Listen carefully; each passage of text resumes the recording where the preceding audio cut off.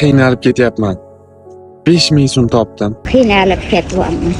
Men emas, bu gaplarni bitta xolamiz kecha menga aytgandi. To'g'risi ta'sirlandim. To'g'risi imkoniyatim bo'lsa bersam. Imkoniyatim hozirgi vaqtda unchalik yaxshi emas, lekin harakat qilyapman.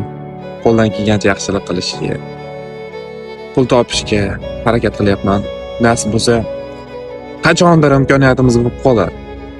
Lekin mana shu videoni ko'rib turgan akalarim, opalarim, agar sizda shunaqangi holat bo'lsa, befarq o'tib ketmang.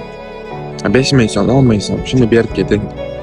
Siz o'zingizni kelgusidagi ishingizga ham qanaqadir yo'l ochiladi.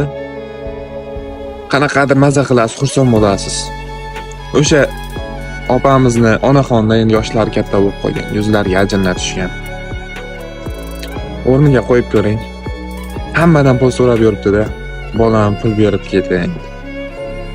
To'g'risi, qarichilik chog'ida hech kimni boshiga bunaqangi kun tushmasin. Agar hayotingizdan nolayotgan bo'lsangiz, shu videoni ko'ring, xulosa chiqaring.